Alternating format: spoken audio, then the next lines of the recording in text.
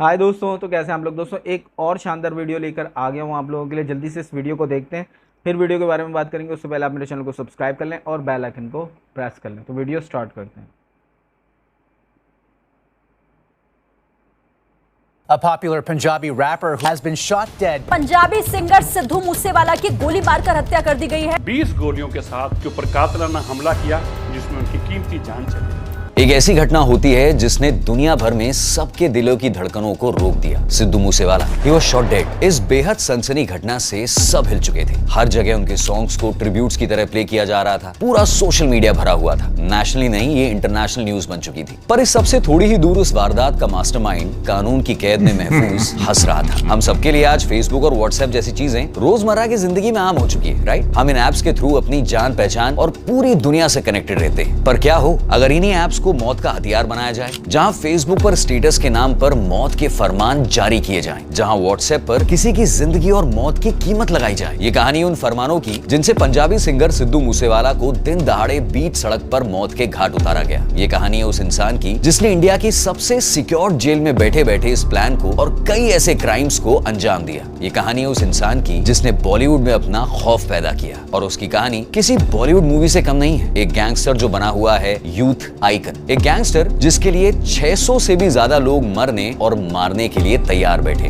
ये कहानी है लॉरेंस बिश्नोई की। लॉरेंस एक अमीर फैमिली से बिलोंग करता था। बड़ा घर, गाड़ियां, और बचपन में उसकी हर विश को पूरा किया गया। स्कूल में भी वो एक ब्राइट स्टूडेंट था। इसी के चलते उसे फर्दर स्टडीज के लिए चंडीगढ़ भेजा गया। पर ये एक डिसीजन सिर्फ लॉरेंस और उसकी फैमिली को नहीं, पूरे देश की कहानी बदलने वाला था। उसने चंडीगढ़ के डीएवी कॉलेज में लॉ डिग्री हासिल करने के लिए एडमिशन लिया। अमीर घर का लड़का होने से लॉरेंस कॉलेज में फेमस हो गया था। वहीं उसकी दोस्ती हुई गोल्डी ब्रार से, जो आगे चल के उसका राइट हैंड बनता है। लॉरेंस कॉलेज में काफी पॉपुलर था, इसीलिए उसके दोस्तों ने उसे स्टूडेंट प्रेसिडेंट के इलेक्शन में खड़ा होने के लिए मोटिवेट किया। उसने अपनी party student organization of Punjab university SOPU की शुरुआत की, और इलेक्शंस जीतने के लिए कड़ी मेहनत करने पर भी वो हार गया। इलेक्शंस के time opposition party leader Uday Singh के साथ तो आए दिन लॉरेंस के झगड़े होते ही रहते थे, लेकिन इलेक्शन में उसे हारना लॉरेंस से बर्दाश्त नहीं हुआ और उसने सबसे पहले जाकर एक गन खरीदी। इस एक डिसीजन से लॉरेंस क्राइम की दुनिया में अपनी किस्मत को लिख चुका था। कुछ ही समय बाद जनवरी 2011 में उनके एक झगड़े ने ऐसा भयानक शूटआउट का रूप ले लिया जिसके शोर ने पूरे शहर को दहला दिया। Gang war.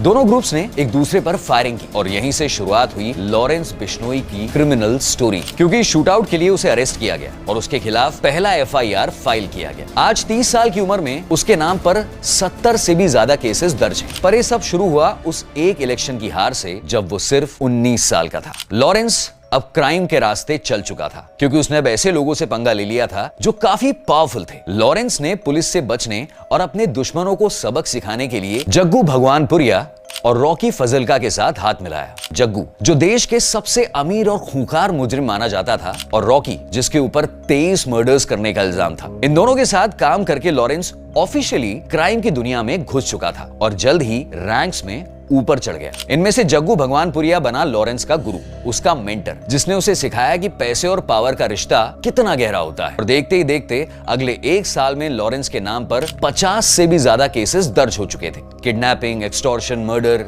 20 साल की उम्र में लॉरेंस बिश्नोई एक पक्का गैंगस्टर बन चुका था। आप याद कीजिए कि जब आप 20 साल के थे तो आप क्या कर रहे थे। उसने अपनी गैंग का यूज करके एक एक्सटॉर्शन रैकेट चलाना शुरू किया। वो पंजाब के अलग अलग बिजनेसमैन और सेलिब्रिटीज से पैसे मांगता, और जो उसे देने से मना करता उसका अंजाम बहुत भयानक होता। इसी वजह से धीरे धीरे पुलिस और लॉरेंस का रिश्ता बनता जा रहा था। वो कई बार अलग अलग केसेस में अरेस्ट हुआ, पर हर बार अपने कनेक्शंस का यूज करके जमानत पर छूट जाता था, या फिर उसके खिलाफ कोई सबूत ही नहीं मिलता था। पर पुलिस कभी भी लॉरेंस पर अपनी पकड़ जमा सकती थी, और लॉरेंस ये बात जानता था। इससे बचने के लिए उसने वो किया जो सिर्फ बॉलीवुड मूवीज में सोचा जा सकता था, जो इंटरनेट की दुनिया में कोलैबोरेशन के नाम से जाना जाता है। उसने जग्गू और रॉकी के साथ पंजाब के अलग अलग गैंगस्टर्स के साथ में अलायंस बनाना शुरू किया। यूजुअली अलग अलग गैंग्स अपने आप में आइसोलेटेड होती है, पर Lawrence manage to bring them together. सब चल ही रहा था कि 2014 में लॉरेंस को राजस्थान में वेपन कैरी करने और असॉल्ट के जुर्म में अरेस्ट कर लिया गया। पर जेल में जाना लॉरेंस के लिए एक वरदान साबित हुआ,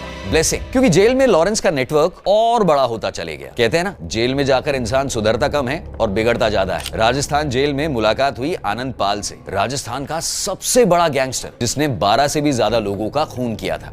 धीरे धीरे उसने नॉर्थ इंडिया के कई शहरों में ऐसे अलायंसेस फॉर्म किए। हरियाणा में काला जठेड़ी, दिल्ली में जितेंद्र गोगी और भी कई लोग। अगला साल 2015 जब उसे पंजाब की एक जेल में शिफ्ट किया जा रहा था, तब अपने 8 साथियों की मदद से लॉरेंस पुलिस की कैद से भाग निकला। भागकर वो नेपाल गया, जहां उसने अपने गैंग को स्ट्रक्चराइज करना शुरू किया। इसी पावर को फ्यूल करने के लिए नेपाल में रहकर उसने एडवांस हथियार जमा किए, automatic rifles, missile guns, grenades. 6 महीनों बाद ही लॉरेंस को दोबारा अरेस्ट किया गया, लेकिन इस बार उसने पूरा गेम बदल दिया। जेल लोगों को उनके गुनाहों के पनिशमेंट देने के लिए होती है, पर लॉरेंस ने उसे अपना बेस ऑफ ऑपरेशन बना लिया। वो मोबाइल फोन का यूज करके अपने गैंग के साथ कांस्टेंट कांटेक्ट में रहता था। उसने अपने पूरे नेटवर्क को डिजिटाइज कर दिया, जहां वो व्हाट्सएप के थ्रू सुपारी लिया करता और फेसबुक पर लोगों को ओपन धमकियां दिया करता। उसकी गैंग का प्राइमरी काम है एक्सटॉर्शन। लॉरेंस का रूल था कि अगर कोई भी एक्सटॉर्शन के पैसे देने से मना करता था तो उसकी भयानक मौत पक्की, चाहे वो कोई भी हो। आज लॉरेंस का नेटवर्क इतना बड़ा है कि लॉरेंस बिश्नोई गैंग में 600 से भी ज्यादा शूटर्स हैं, जो कि ना सिर्फ इंडिया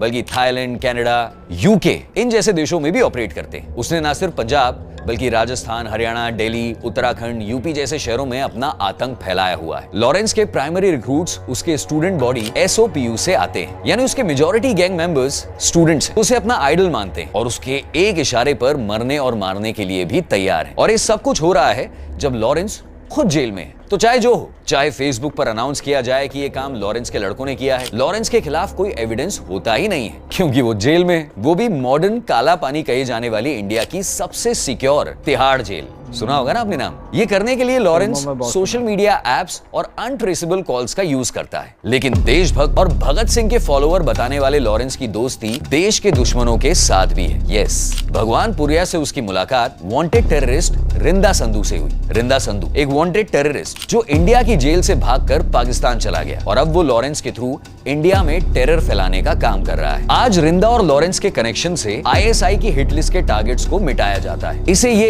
एक आपसी दुश्मनी का केस दिखाते हैं और ISI पर किसी का शक भी नहीं जाता है। इसी के साथ लॉरेंस का connection Babbar Khalsa international BKI, जो कि एक खालिस्तानी टेरर ऑर्गेनाइजेशन है, उसके साथ लगाया जाता है, जिस वजह से लॉरेंस का कनेक्शन कई हाई प्रोफाइल टारगेटेड किलिंग्स में लगाया जाता है। कनाडा, नेपाल और दूसरी कंट्रीज में लॉरेंस ने अपने शूटर्स का यूज करके कई सोशल और रिलीजियस लीडर्स की टारगेटेड किलिंग्स करवाई। इसी के साथ अक्टूबर 2022 में मोहाली में पंजाब स्टेट इंटरनेशनल पर एक RPG मिसाइल से अटैक हुआ, जिसमें लॉरेंस पर आरोप है RPG और दूसरे वेपन्स सप्लाई करने का। पर लॉरेंस को इंटरनेशनल रिकॉग्निशन मिली जब पिछले साल मई 2022 में international music artist Sidhu Moosewala का मर्डर हुआ। 29 मई 2022 सिद्धू मूसेवाला अपनी किसी रिश्तेदार से मिलने घर से निकला। आज किसी रीजन से उसने ना अपने साथ बॉडीगार्ड रखे और ना ही अपनी बुलेट प्रूफ कार। सिद्धू को आए दिन डेथ थ्रेट्स आया करते थे, मौत की धमकियां। कई दिनों से उसके घर के बाहर हलचल भी देखी जा रही थी। अनजान गाड़ियों का बार बार चक्कर लगाना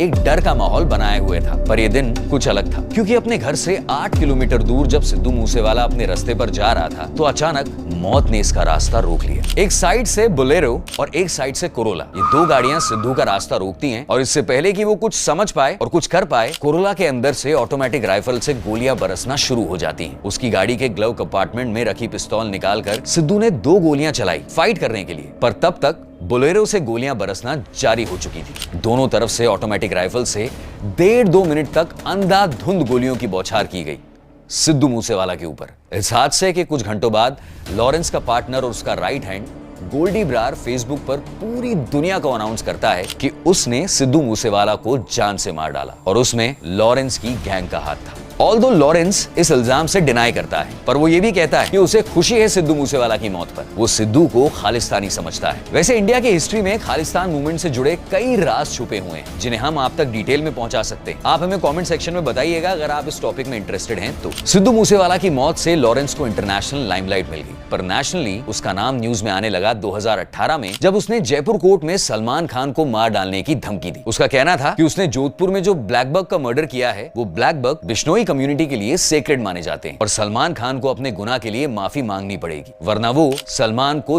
जान से मार डालेगा। इतना ही नहीं, उसने अपने साथी और शूटर संपत नेहरा को सलमान खान का मर्डर करने के लिए मुंबई भेजा। कई दिनों की प्लानिंग करने के बाद वो अपने मकसद में कामयाब होने के काफी करीब थे जब उन्हें मुंबई पुलिस ने अरेस्ट कर लिया। लोगों को लगता है मैं गैंगस्टर हूं, पर गैंगस्टर मैं तब बनूंगा जब सलमान खान को मार डालूं। ये उसकी पहली धमकी थी। आज 5 साल बाद उसने वही धमकी दोबारा दी, जब उसने एक न्यूज इंटरव्यू दिया पूरी दुनिया के सामने, और वो भी जेल के अंदर से। जिंदगी का लक्ष्य तो सर सलमान खान को मारना ही है। रावण का भी अहंकार था, सलमान खान को भी है। रावण का अहंकार तोड़ा गया था, सलमान खान का अहंकार मैं तोड़ूंगा। सिद्धू मूसेवाला की मौत के बाद से लॉरेंस बिश्नोई के गले का फंदा कसता जा रहा है। उसके कई शूटर्स को पुलिस ने अरेस्ट किया है और कईयों को एनकाउंटर में मार गिराया है, पर लॉरेंस बिश्नोई की पॉपुलैरिटी और उसके खौफ आज भी कायम है। उसने जेल को अपना किला बना लिया है, जहां वो सुरक्षित अपने क्राइम्स को अंजाम दे सकता है और किसी भी तरह से उन क्राइम्स को उसके साथ नहीं जोड़ा जा सकता। वो आज एक गैंगस्टर ही नहीं बल्कि यूथ आइकन है सैकड़ों लोगों के लिए,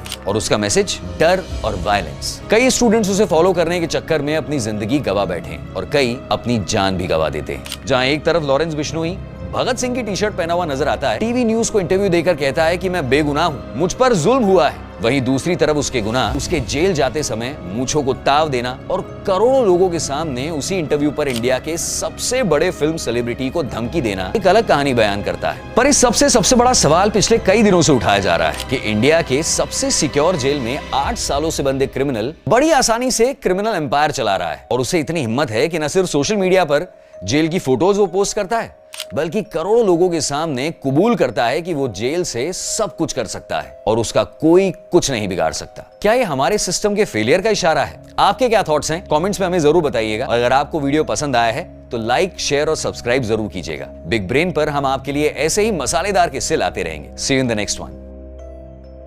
तो दोस्तों ये थी वीडियो रास बाय बिग ब्रेन को चैनल है इनका नाम, और सलमान खान के बारे में जब ये लॉरेंस बिश्नोई ने जब ये अनाउंसमेंट की तो ये बहुत ज़्यादा फेमस हो गया, और मैं भी नहीं जानता था इसको क्योंकि हम तो पाकिस्तान में रहते हैं और ये इंडिया के अंदर बहुत फेमस थे उस टाइम पे अपने क्राइम को लेके। पर इनकी जो वीडियोस थी ना वो निकल के मेरे सामने आई इनके बारे में, तो मैंने जब ये वीडियो देखी तो यार मैं चौंक गया कि एक बंदा जो कि 18-19 साल की उम्र में क्राइम के रास्ते पे चल पड़ता है और उसके बाद वो इतना बड़ा नाम बनाता है पूरे इंडिया के अंदर। सिद्धू मूसेवाले जैसे एक बड़े सिंगर को वो मार देता है।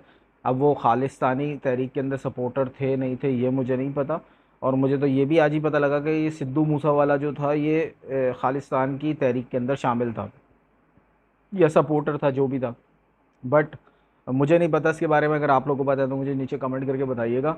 पर लॉरेंस बिश्नोई ने जब इसको मरवाया तो उसके बाद तो मतलब टीवी पे नाम ही नाम हो गया लॉरेंस बिश्नोई का। और मुझे अभी तक ये समझ नहीं आ रहा कि यूथ वाले इसको इतना क्यों मानते हैं। यार एक क्रिमिनल है, ठीक है, वो कत्ल करवा रहा है, एक्सटॉर्शन करवा रहा है, लोगों से पैसे छीन रहा है, ठीक है, अगवा बराए तावान कर रहा है, सारी चीज़ें कर रहा है, सारे क्राइम कर रहा है। लोग क्यों उसके फ़ैन हैं, समझ से बाहर हैं। अगर आप लोगों को कुछ पता है इस बारे में तो मुझे कमेंट करके बताएं कि ऐसा क्यों है, यूथ इसकी फ़ैन क्यों है, लॉरेंस बिश्नोई ने ऐसा क्या कर दिया।